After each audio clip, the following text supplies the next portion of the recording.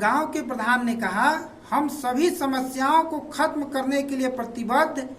गांव का होगा चौमुखी विकास। संवाददाता अजहर व लालता की रिपोर्ट। साक्षात्कार के अगले चरण में हम लोग पहुंच चुके हैं ग्राम सभा टड़िया सकलडीहा ब्लॉक चंदौली अंतर्गत, जहां हमारी मुलाकात नवनिर्वाचित ग्राम प्रधान उदय बाहन सिंह जी से होने जा रही है। तो जानेंगे यहाँ के समस्याओं के बारे में और अगले आने वाले 5 सालों में किन किन बिंदुओं पे कार्य होना है उसके बारे में। उससे पहले मैं थोड़ी सी जानकारी देता चलूँ कि ये लगभग 15 से 20 साल से लगभग समाज सेवा के क्षेत्र में कार्यरत हैं और काफ़ी स्नेह और काफ़ी प्यार मिलता है इस गाँव से, जबकि तीसरी बार ये प्रधान पद के रूप में स्वीकार किए गए हैं। तो आइए मिलते हैं उदय बाहन सिंह जी से और जानते हैं यहाँ की समस्या के बारे में।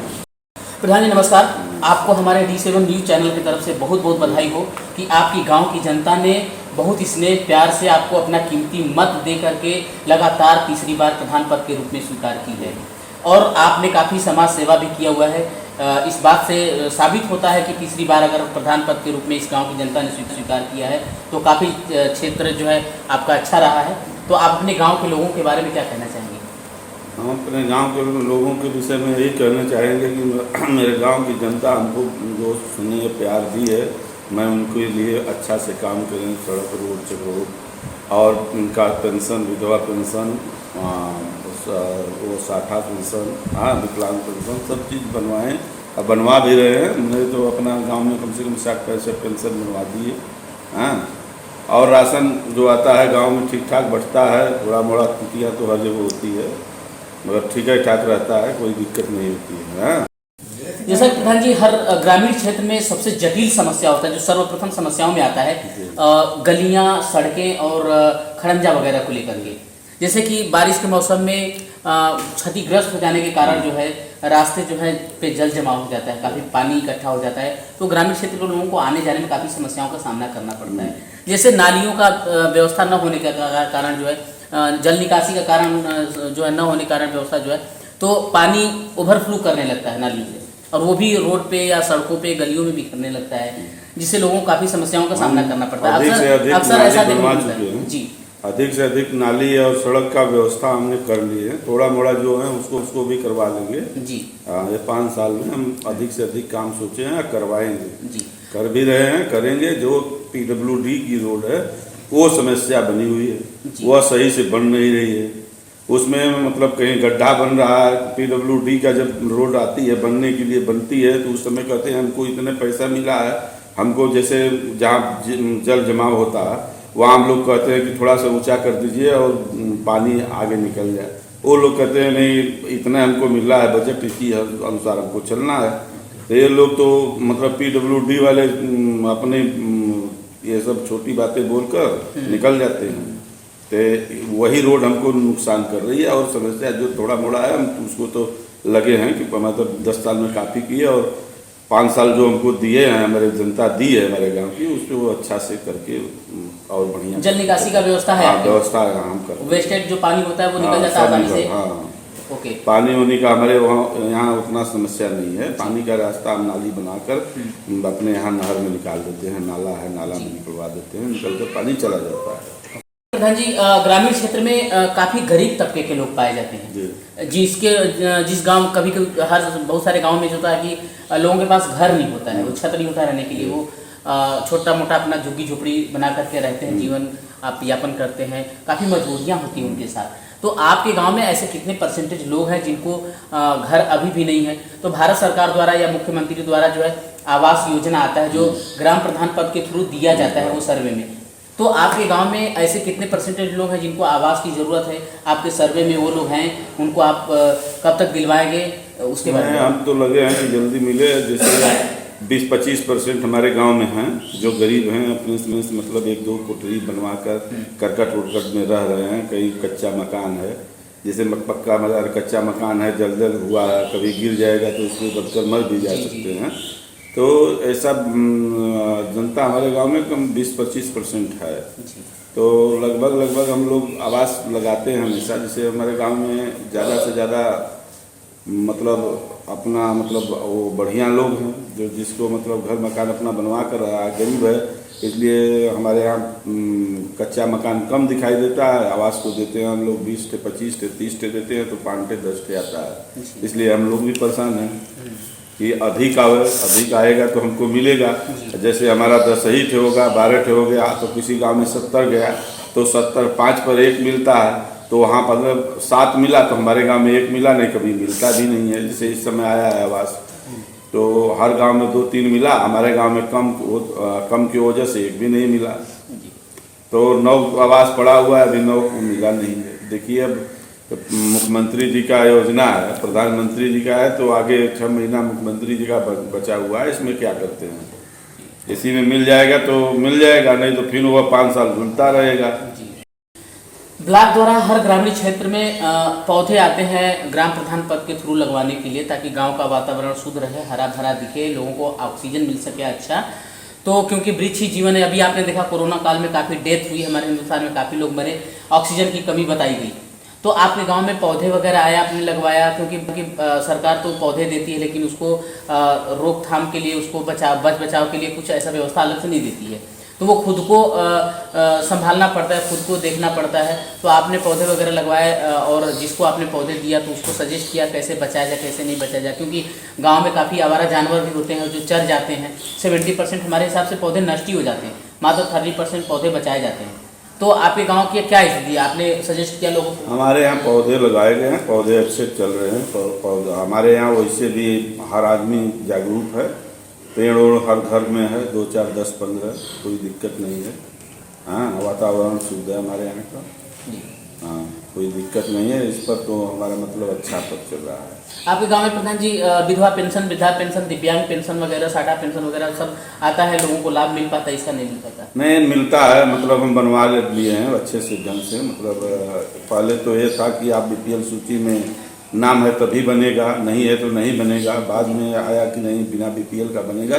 तो इस समय हमारा मतलब लगभग बना लिए हैं, 10-15% बाकी होगा तो वो भी पूरा कर लेंगे। स्वच्छ भारत स्वच्छ मिशन के तहत एक योजना चलाई गई है कि हर ग्रामीण क्षेत्र में हर घर को शौचालय हो जाए, कोई भी बाहर में शौच ना करे।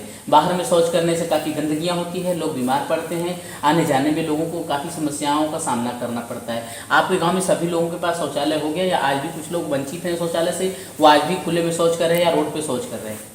हम अपने गांव में लगभग पूरा कर लिए हैं, 2 4 10 बाकी हैं, उसको भी देकर पूरा कर लेंगे। हमारे यहाँ शौचालय नंबर 1 का बना है, कोई आकर जांच करे, कोई दिक्कत नहीं है। हम 12,000 उन गरीबों के खाते में दिए हैं, और वह जाकर चेक अपना बजाकर अपने खाते से पैसा लेकर वह स्वयं बनवाए हैं। हम उसमें कोई बनवाए नहीं, किसी ठेकेदार को नहीं दिया। हमारा शौचालय में कोई दिक्कत नहीं है, गाँव हमारा 1 नंबर पर चले। प्रधान जी, ग्रामीण क्षेत्र में पेयजल को लेकर काफ़ी समस्याएं बनी रहती है।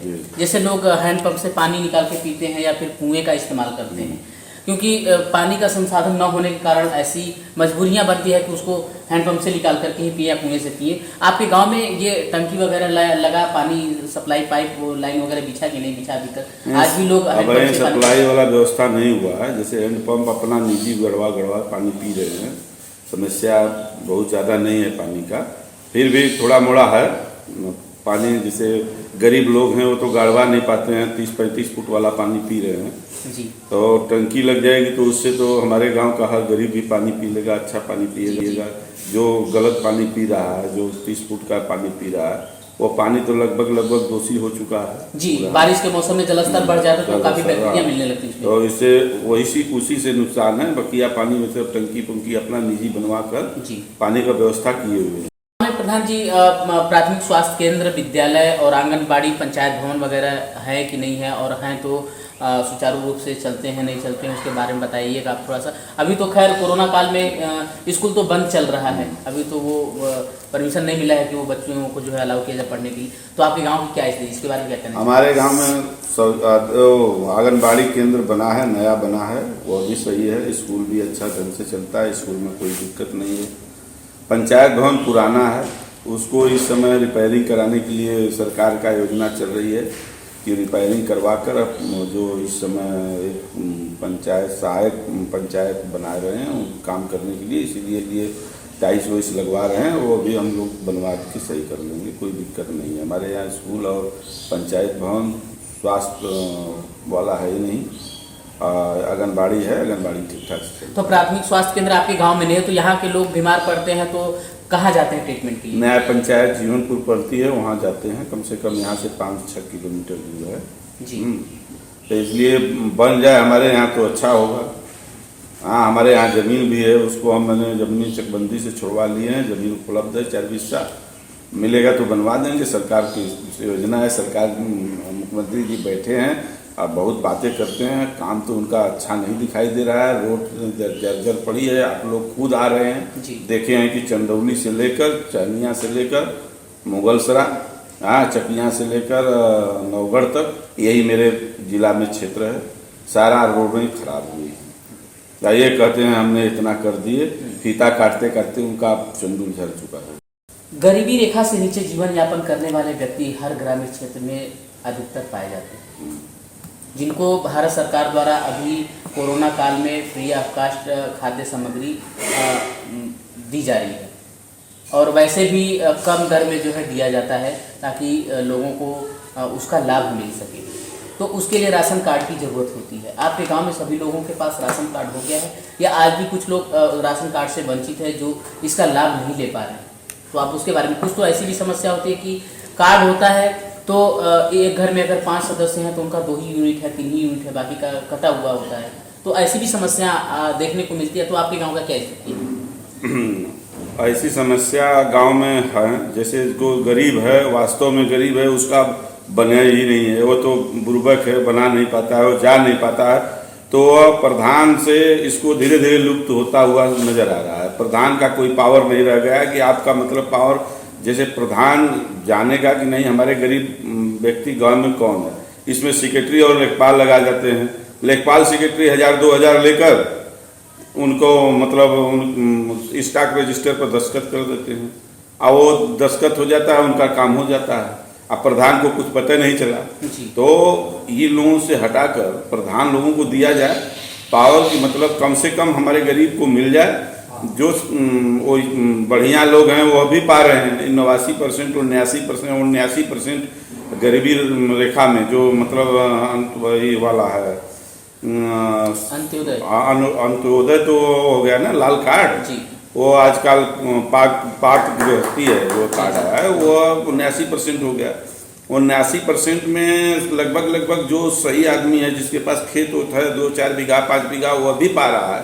तो हम लोगों का कार्ड कम करके गरीबों को दिया जाए, अच्छा से ढंग से मिले तो ठीक है, नहीं तो इसको ही समाप्त करके राशन कार्ड को उनके जो गरीब हैं वास्तव में लेखपाल द्वारा उसका सर्वे करा कर कि किसके पास कितनी ज़मीन है। जैसे किसी को 10 बिस्सा है, किसी को 5 बिस्सा है, किसी को है ही नहीं है और उसको राशन नहीं मिल पाता है। जिसके 5 बीघा है उसको राशन मिल जाता है।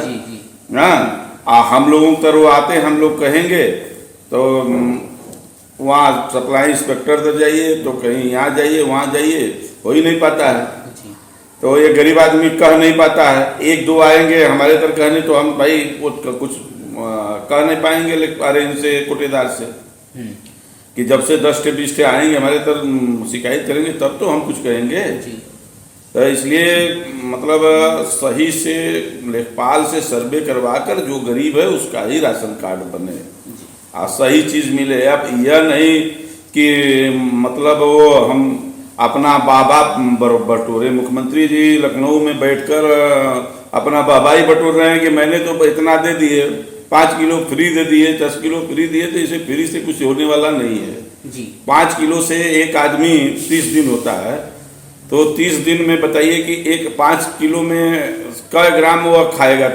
पावर 300 ग्राम में वो दिन भर खा लेगा? एक आदमी को कम से कम 1 किलो अनाज चाहेगा खाने के लिए। गरीब आदमी है तो उसको फल इतना महंगा हो चुका है, 200 रुपया सेव है, वो सेव खा पाएगा? हाँ, एक चाट खाने जाएंगे, टमाटर चाट बोला जाता है, वो 50 रुपया को मिल रहा है। तो वह कहीं दुकान पर मीठा खाया जाएगा तो जैसे छेना है 20 रुपया 25 रुपया, तो वो तो खा नहीं पाएगा। तो अनाज खाएगा तो शेर भर खाएगा ना। जो धनी आदमी है तो वो तो पाव भर में अपना काम चला लेगा। वो खाया, फिर बाजार में दाना मंगा कर खा लिया, तो सेव मंगा कर खिला लिया। जो गरीब आदमी है तो अपने घर पर ही खाएगा। तो 5 किलो अनाज में एक आदमी का कैसे पेट चलेगा? चल नहीं पाएगा। तो या तो गरीबों के लिए कम से कम 30% कम जनता को राशन कार्ड मुहैया कराया जाए और 5 किलो से उसको 15 किलो किया जाए महीना में, या जो उससे ऊपर है 2 बीघा 2.5 बीघा है उसका सर्वे करके 2.5 बीघा जब उसके पास खेत है तो उसको राशन का कमी क्यों है, कहाँ से आई? वो लियाकर गोरू को खिला रहे हैं, सब गाय भैंस को खिला रहे हैं। यहाँ आदमी जो गरीब है उसको कुछ पेट नहीं भर रहा है, तो ये योजना तो हमको अच्छी नहीं लगती है। अब मुख्यमंत्री जी जो भी अपना शोहरत बटोर रहे हैं, मुख्यमंत्री जी जाने। बहुत अच्छा लगा ग्राम प्रधान टड़िया के उदय भान सिंह जी से मिल करके। तो चलते हैं अगले ग्राम सभा की ओर और जानते हैं वहाँ की समस्याओं के बारे में। तब तक के लिए धन्यवाद।